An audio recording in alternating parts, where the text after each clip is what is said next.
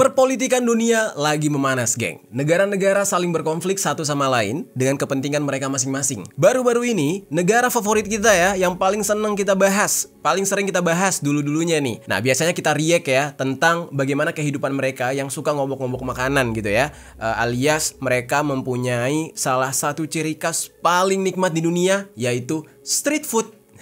Tapi, untuk kali ini pembahasannya tidak seasik itu, oke? Negara yang satu ini, negara yang sering kita bahas di channel kita ini, yaitu India, sekarang sedang memanas dengan saudara sepermoyangannya mereka, yaitu Pakistan.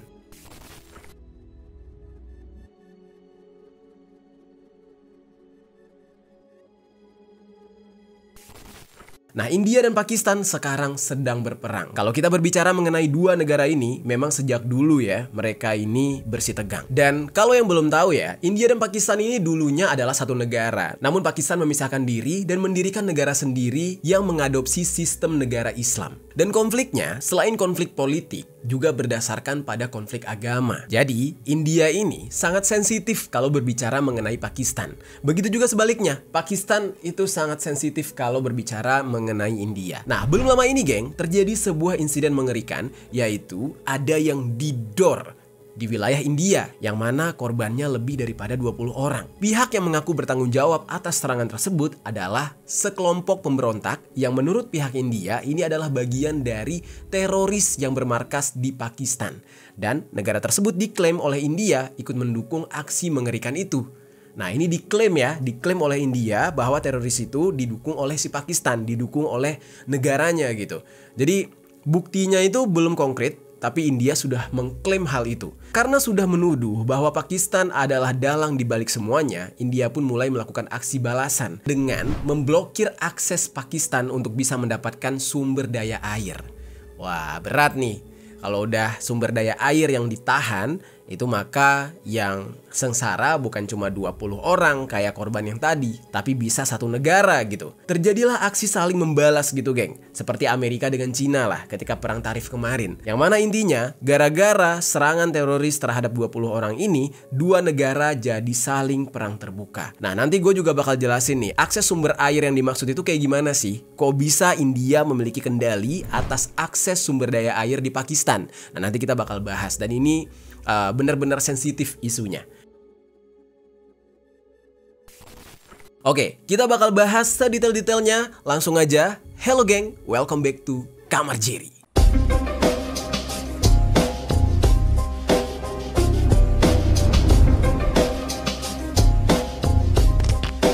Geng-geng. Oke, sebelum kita bahas yang jauh lebih panjang, kita bahas dulu awal mula kejadian ini bisa timbul dan akhirnya memantik api peperangan, yaitu insiden di wilayah Kashmir, India.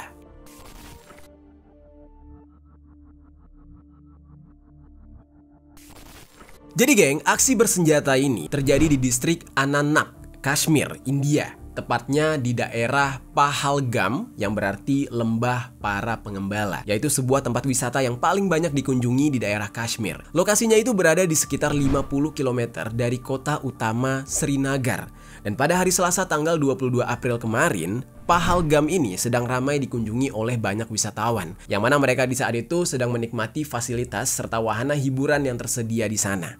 Nah, kebanyakan dari wisatawan ini datang bersama dengan keluarga. Nah, namun sekitar jam 2.45 siang hari waktu setempat, tiba-tiba ada sekelompok pria bersenjata datang yang diketahui jumlahnya sekitar 4 orang. Mereka ini menggunakan pakaian kamuflase yang tiba-tiba muncul dari hutan yang berada di dalam area Pahalgam ini.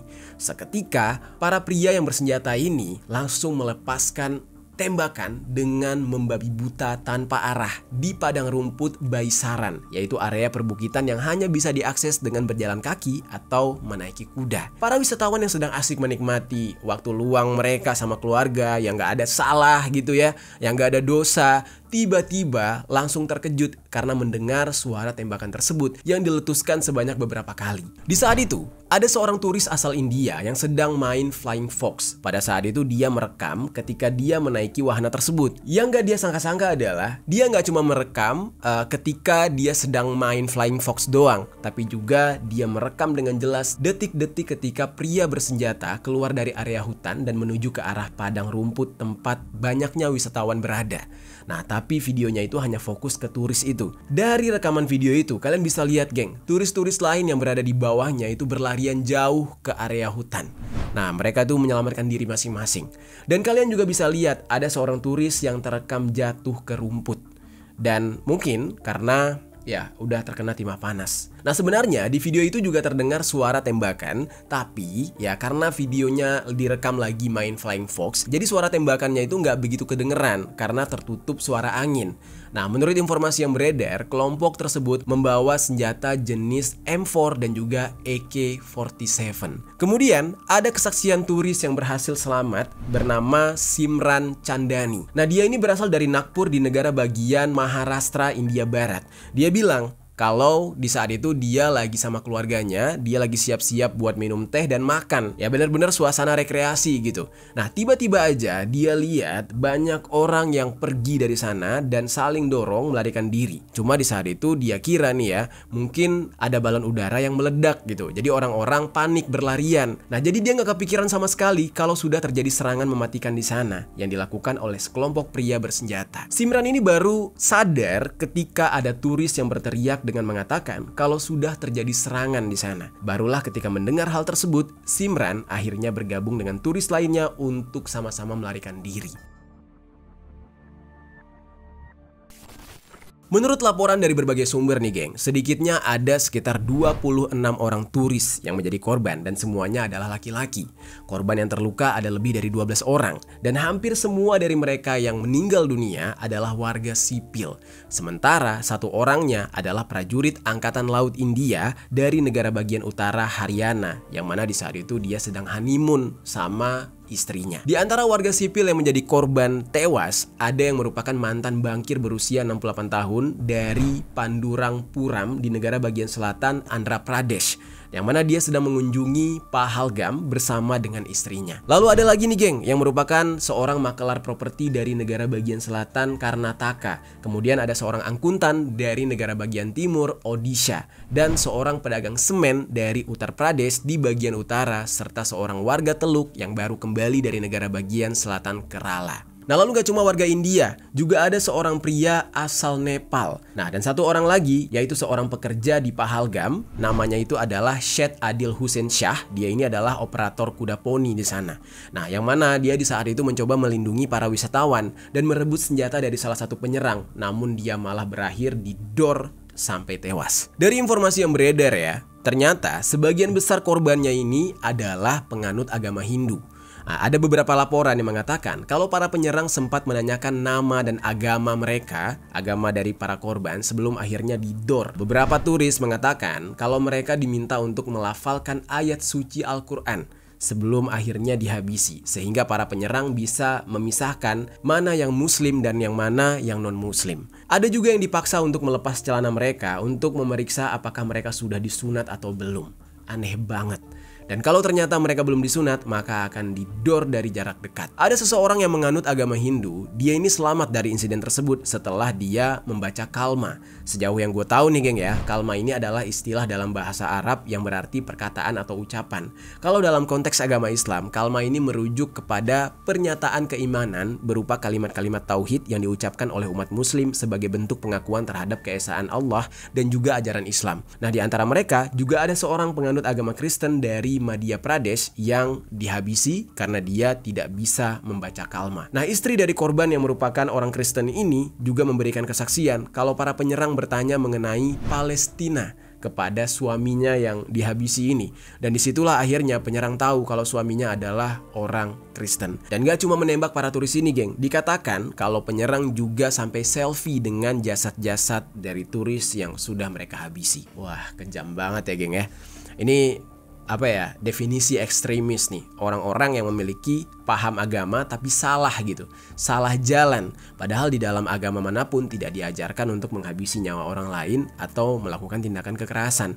Nah biasanya hal-hal begini nih adalah orang-orang yang sudah di brainwash ya, pemikirannya itu sudah tersesat dan ya tidak lagi berdasarkan kepada Al-Quran dan hadis. Jadi tega banget. Gue aja sebagai seorang muslim gitu ya, merasa kayak kok bisa ada orang yang berpikiran untuk membela agama. Padahal agama itu tidak perlu dibela. Adanya agama itu ya kita menjalankan perintahnya, menjalankan tuntutannya untuk beribadah dan berbuat baik, bukan malah menghabisi nyawa orang lain. Itu sama sekali nggak ada di rukun iman, rukun Islam. Nggak ada yang diminta seperti itu. Di dalam Al-Quran dan hadis juga nggak ada. Jadi dari mana mereka dapat pemahaman ini ya? Ini kadang-kadang salah satu hal yang bisa dikatakan tuh salah makna, salah pengertian soal jihad, soal syahid. Nah ini gini-gini nih, tersesat. Oke, kita lanjutkan lagi. Pada malam harinya geng, para korban yang sudah meninggal dunia dan luka-luka langsung diangkut menggunakan kuda dan kendaraan militer untuk dievakuasi. Polisi udah menutup Pahalgam di saat itu agar nggak ada insiden lanjutan di sana, agar nggak ada orang yang menjadi korban lagi. Nah, beberapa daerah di Kashmir termasuk Srinagar juga mengalami penutupan setelah insiden itu terjadi. Dan ada pihak yang mengaku bertanggung jawab atas serangan di Kashmir tersebut, yaitu kelompok yang disebut dengan The Resistance Front atau disingkat dengan TRF. Nah, TRF inilah yang dianggap sebagai teroris dan ekstremis Islam asal Pakistan ini. Apa sebenarnya mereka ini? Kelompok apa? Nah, sekarang kita akan masuk ke dalam pembahasan mengenai TRF ini. Siapa mereka? The Resistance Front.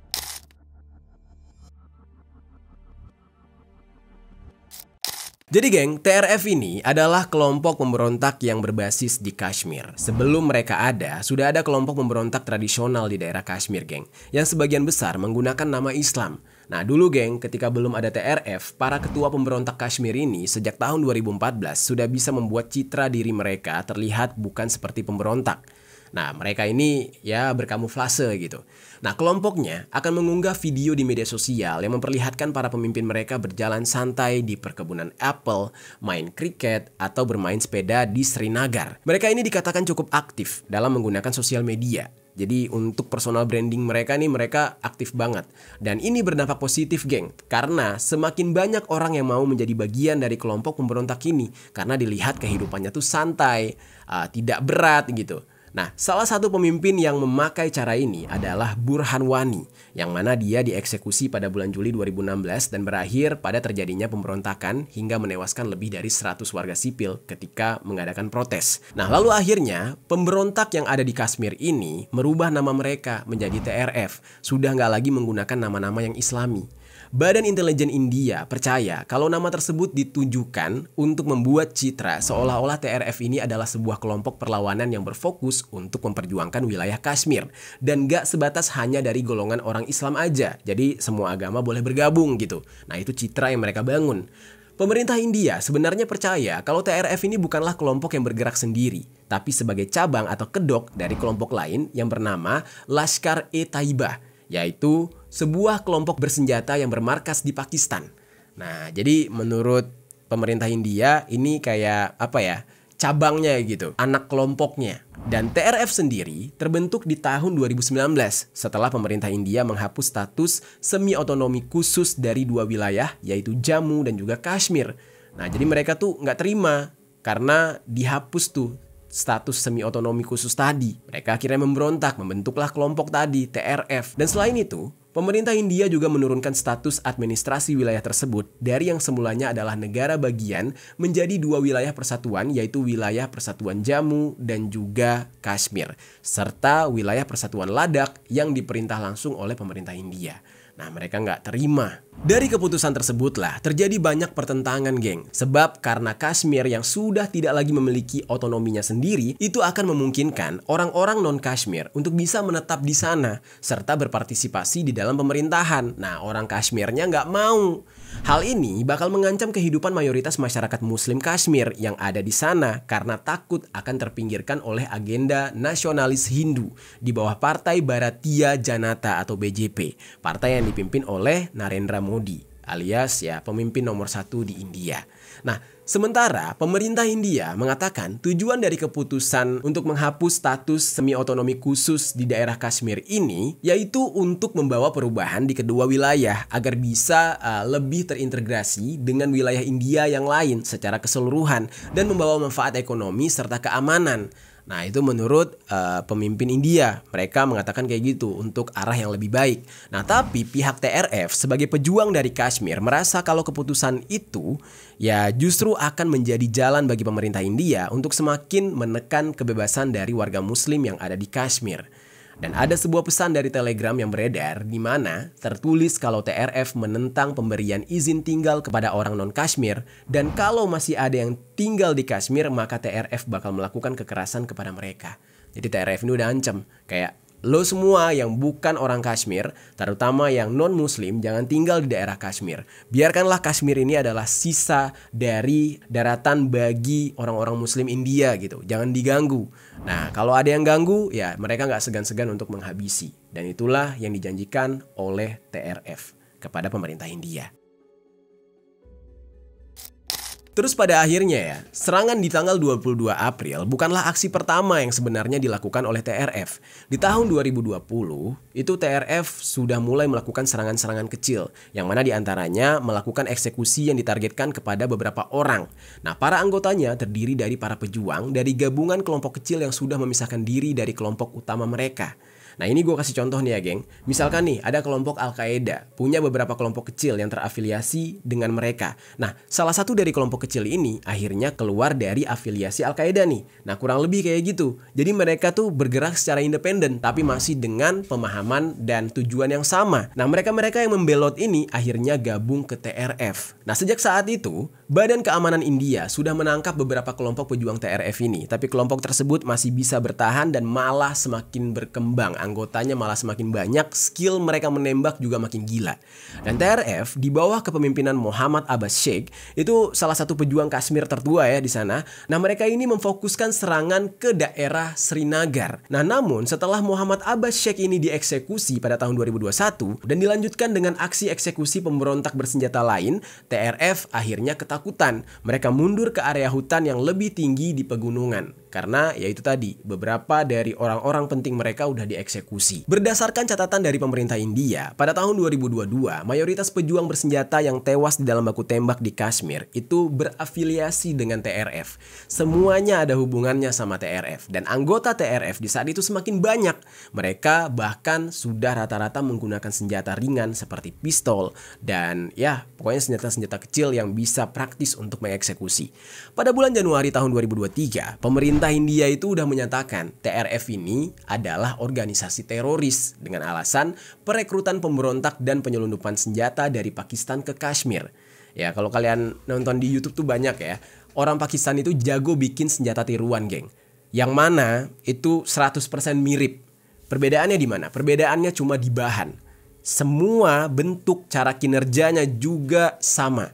Nah, jadi makanya kalau India perang sama Pakistan, ya Pakistan itu nggak lemah-lemah amat karena mereka jago untuk bikin senjata. Kalian bisa lihat kok di YouTube tuh banyak banget. Nah, jadi saat itu senjata dari Pakistan ini diselundupkan ke Kashmir untuk para pemberontak di sana. Terus singkat cerita, di bulan Juni tahun 2024, TRF juga mengklaim bertanggung jawab atas serangan terhadap bus yang membawa peziarah beragama Hindu. Yang mana ini menewaskan sedikitnya 9 orang dan melukai sebanyak 33 orang di wilayah Reasi, Jammu. Nah, bis tersebut jatuh ke jurang saat serangan terjadi. Ya karena si supirnya panik saat diberondong dengan senjata. Akhirnya ya kecelakaanlah mereka. Terus yang terakhir nih, geng. adalah sebuah serangan yang menyerang turis di Kashmir. Beberapa pejabat India meyakini serangan tersebut sebenarnya adalah serangan yang direncanakan oleh Lashkar-e-Taiba. Namun yang melaksanakannya adalah TRF. Jadi yang ditugaskan oleh Lashkar-e-Taiba ini adalah pihak TRF. Terus geng, jadi pihak TRF ini kan sudah mengaku ya, kejadian yang di awal kita ceritakan tadi itu adalah tanggung jawab mereka. Mereka yang menghabisi para wisatawan di saat itu. Nah, setelah mereka mengaku bertanggung jawab dan pemerintah India juga yakin TRF ini menjadi dalang di balik serangan tersebut, tiba-tiba aja TRF ini membuat statement baru. Nah, statement barunya ini dia menarik kata-kata pengakuannya. Mereka tiba-tiba membantah ya, tiba-tiba membantah kalau mereka lah pelakunya. Ini aneh banget. Mereka juga mengklaim kalau serangan cyber lah yang menjadi penyebab klaim palsu yang beredar yang berisi pernyataan kalau TRF yang bertanggung jawab atas aksi tersebut. Nah, jadi TRF ini mengaku kayak gini. Awalnya kan ada pengakuan kalau mereka lah yang bertanggung jawab. Nah, setelah itu heboh, TRF ini bikin pengakuan baru. Mereka bilang kalau ada serangan cyber nih, kayak dihack gitu loh. Ini kami dibajak atau dihack. Yang mengaku kalau dia adalah TRF yang bertanggung jawab atas penembakan itu. Nah, itu si hacker kata dia, kata pihak TRF. Nah, jadi mereka nggak terima. Lalu, menurut keterangan dari polisi India, 2 di antara para tersangka adalah warga negara Pakistan dan 1 orangnya lagi adalah warga lokal Kashmir. Nah, yang udah ditangkap ini mereka ya dicurigai adalah bagian dari TRF tadi. Dan ini semakin menguatkan India kalau memang aksi di Kashmir adalah perbuatan Pakistan. Ya, karena 2 orang yang ditangkap ya, itu adalah orang Pakistan. Dan Pakistan yang dituduh sebagai penyokong aksi tersebut dan menjadi penggerak utamanya. Nah, jadi pemerintah Pakistan dituduh membela orang-orang ini, mengutus orang-orang ini untuk memperkeruh keadaan. Nah, tapi Pakistan yang dituduh langsung membantah tuduhan tersebut. Mereka bilang mereka nggak pernah mengutuskan siapapun untuk melakukan aksi sekejam itu. Karena nggak masuk akal banget. Untuk apa? Apa gunanya memancing atau mematik peperangan dengan mengutuskan 4 orang lalu menembak dengan membabi buta ke arah orang-orang yang gak bersalah. Nah, makanya Pakistan di saat itu membantah tuduhan India. Nah, tapi apa boleh buat? Ini udah carut marut ya. Udah ada pengakuan dari TRF. India juga yakin itu benar TRF yang merupakan utusan dari Pakistan. Nah, insiden di Kashmir ini menjadi awal ketegangan yang semakin memanas, ketegangan baru antara negara India dengan Pakistan yang membuat kedua negara ini saling defensif satu sama lain dan melakukan serangan bersenjata. Nah, ini sekarang kita bakal masuk nih ke dalam peperangan yang sedang terjadi di kedua negara. Kondisi pasca serangan di Kashmir.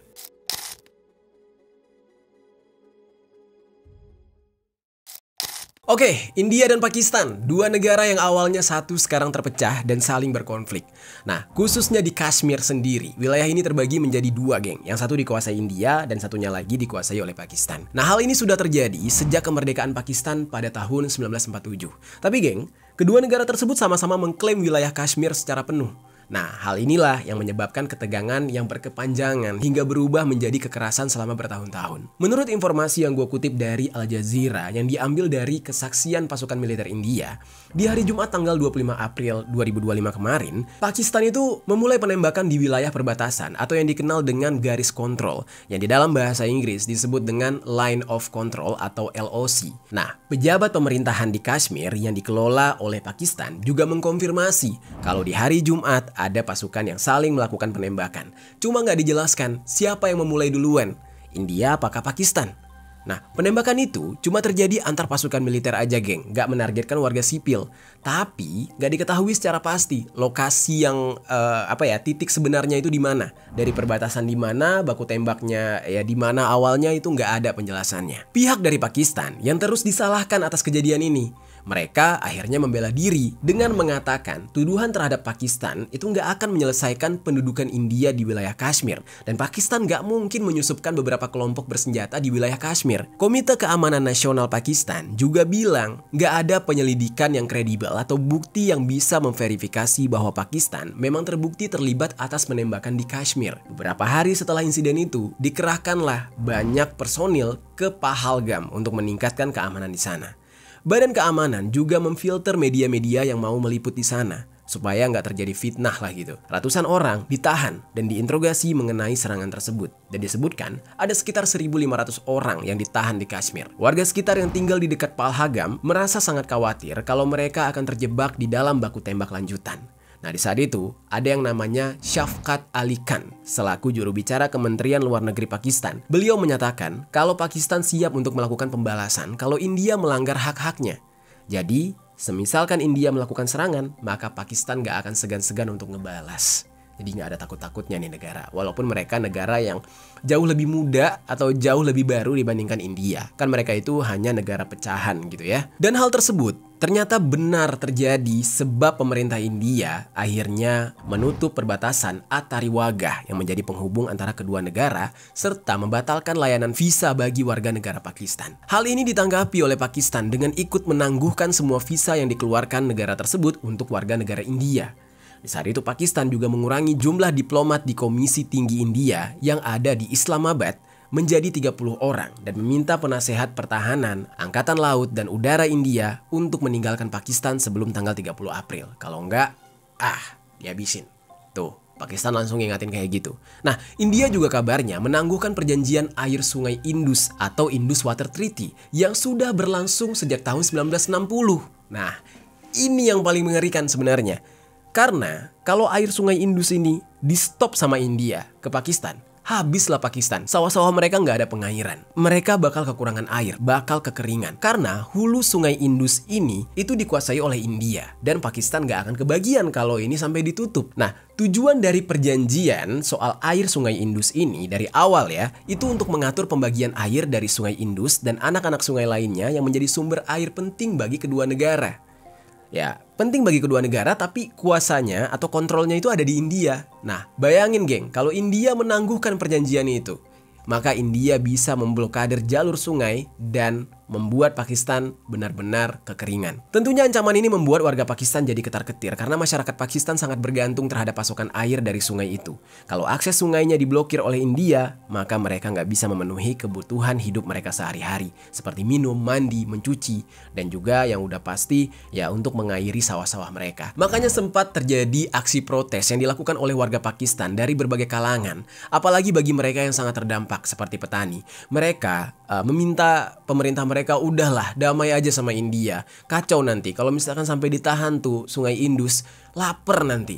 Nah, ancaman ini diperparah dengan minimnya curah hujan di Pakistan saat ini selama beberapa tahun terakhir. Jadi bakal kering banget kalau sampai itu ditahan. Nah, di saat itu, pemerintah Pakistan juga akhirnya menanggapi nih kepanikan warganya. Mereka memperingatkan India, kalau India sampai menghentikan aliran air sungai Indus, maka itu akan dianggap sebagai sebuah tindakan perang. Atau, ya, genderang perang sudah ditabuh. Meskipun India nggak bisa menghentikan aliran air secara cepat karena keterbatasan infrastruktur ya, sesuai dengan perjanjian gitu. Nah, pasti kan akan ada tahapnya untuk ditahan. Tapi para pejabat India mengungkapkan kalau dalam beberapa bulan ke depan, India bisa mulai mengalihkan aliran air itu untuk pertanian domestik mereka aja melalui pembangunan kanal dan proyek pembangunan bendungan yang membutuhkan waktu antara 4-7 tahun. Tapi berproses tuh. Selama dibangun kanal-kanal itu, ya air itu udah bisa ditahan pelan-pelan. Kayak beberapa bulan udah kering tuh Pakistan. Dalam waktu dekat, ditakutkan nih India juga akan memberhentikan pembagian data hidrologi dan menghentikan peringatan banjir dan gak lagi menghadiri pertemuan tahunan Komisi Tetap Indus. Dan hal ini akan menghambat Pakistan untuk bisa membaca pergerakan dan volume dari aliran sungai. Ini berbahaya. Dan selain berdampak pada masyarakat, kekurangan air bisa berdampak terhadap pembangkit listrik dan ekonomi Pakistan secara keseluruhan. Nah, karena Pakistan ini pembangkit listriknya ada yang dari aliran sungai tersebut. Terus yang terbaru nih geng ya, ada informasi yang didapatkan oleh Ataullah Tarar selaku Menteri Informasi Pakistan yang mengatakan bahwa India diduga sedang merencanakan serangan militer dalam 24-36 jam ke depan. Informasi tersebut didapatkan dari sumber intelijen yang terpercaya. Dan kabar ini beredar setelah Narendra Modi selaku Perdana Menteri India dilaporkan sudah memberikan izin penuh kepada militer India untuk merespons serangan yang terjadi di wilayah Kashmir. Siap-siap buat perang. Modi di saat itu disebut-sebut membebaskan militer untuk menentukan sendiri bagaimana cara mereka menghadapi, kapan waktu yang tepat mereka untuk melakukan balasan serangan. Pokoknya atur aja. Nah, oleh karena itu, sebagai bentuk perlawanan diri, Pakistan menyatakan akan siap bekerja sama dalam penyelidikan internasional yang netral, transparan, dan kredibel untuk bisa mengungkap siapa yang sebenarnya bertanggung jawab atas serangan yang terjadi di Kashmir. Nah, jadi di saat itu Pakistan masih kayak, aduh, daripada perang nih repot-repot, ya udah deh, kita netral aja gitu. Kita sama-sama cek aja itu pemberontak asalnya dari mana. Karena yang menuduh kalau pemberontak itu disupport oleh Pakistan itu adalah India sendiri, dan Pakistan tidak merasa mensupport si teroris tersebut. Nah, jadi Pakistan menawarkan nih, ya udah ayo kita cek sama-sama. Dan sampai sekarang Pakistan tidak mengakui bahwa para pelaku ini adalah bagian dari mereka dan terus membantah segala tuduhan India kepada mereka. Tapi di sisi lain, Pakistan juga tidak menampik kalau India menyerang mereka, mereka siap melawan. Nah, tapi Pakistan memberikan tawaran, ayo kita periksa bareng-bareng gitu. Kalau emang nggak mau, kalau kalian tetap maksa ya sudah, apa boleh buat. Lo jual gue beli, ya kan? Lo siram gue tampung gitu. Memanasnya konflik ini semakin memungkinkan potensi untuk terjadinya perang dunia ketiga, geng. Karena kedua negara memiliki persenjataan nuklir. Serem gak tuh? India punya nuklir, Pakistan juga punya. Dan semisalkan konflik semakin gak bisa terbendung lagi, ditakutkan malah mereka bakal menggunakan nuklir sebagai senjata. Ini bisa berdampak nih sampai ke negara kita. Kalau ini benar, maka perang dunia ketiga gak bisa dihindari. Masing-masing punya support, masing-masing punya negara aliansi, dan seminim-minimnya ya, pasti terjadi perang yang kemungkinan besar akan jadi jauh lebih besar antara India dan Pakistan. Sebab setiap langkah yang akan mereka ambil ya akan penuh dengan resiko. Sekali saja salah mengambil keputusan, maka ya menimbulkan perang yang jauh lebih besar. Dan bakal banyak negara-negara yang terlibat. Sudah ada upaya untuk mendamaikan kedua negara ini. Contohnya ya Iran gitu ya, yang mengatakan siap untuk membantu India dan Pakistan untuk menjadi penengah menyelesaikan ketegangan tersebut. Terus juga ada Cina yang kabarnya sekarang berada di pihak Pakistan. Mereka mendukung argumen dari Pakistan kalau mereka nggak terlibat di dalam serangan Kashmir. Selain itu dikabarkan Cina juga memberikan bantuan berupa persenjataan yaitu rudal jarak jauh PL-15 ke Pakistan. Jadi kalau Iran pengen jalur damai, Cina tuh enggak. Cina tuh malah belain Pakistan. Mereka justru dukung Pakistan. Padahal ya, Cina dan India nih, itu kan tergabung di dalam aliansi yang sama yaitu BRICS gitu ya. Tapi mereka malah bela Pakistan. Ternyata ini ada sejarahnya, geng. Jadi sejarah yang jauh lebih panjang daripada BRICS. Jadi ibaratnya tuh ya, antara Cina dan India itu sahabat baru yang baru kenal. Tapi antara Cina dengan Pakistan itu adalah sahabat lama. Nah, sejarahnya itu adalah Pakistan dan Cina ini memiliki hubungan yang sangat erat dan semua dimulai pada tahun 1950 ketika Pakistan menjadi negara pertama yang mengakhiri hubungan diplomatik resmi dengan Republik Cina atau yang lebih dikenal dengan Taiwan. Kalian paham sendiri ya, sensitif banget kalau ngebahas Taiwan di hadapan Cina, di hadapan Tiongkok. Mereka sangat ya berseberangan lah. Nah, di saat itu Pakistan malah membela Tiongkok, membela Cina. Mereka tidak membela Taiwan. Dan Pakistan malah mengakui Republik Rakyat Cina atau RRC atau Tiongkok. Nah, makanya Cina sangat respect dengan Pakistan. Ya, karena antara Taiwan dan Cina, ya mereka itu berkonflik. Karena Cina mengklaim bahwa Taiwan adalah bagian dari wilayah mereka. Tapi Taiwan nggak mau. Pakistan di saat itu malah menolak Taiwan dan malah justru menjalin hubungan dengan Cina. Nah, sebagai imbalannya, Cina memberikan bantuan ekonomi, militer, dan berbagai hal kepada Pakistan. Lalu 2 tahun kemudian, Cina justru berkonflik, geng, dengan India.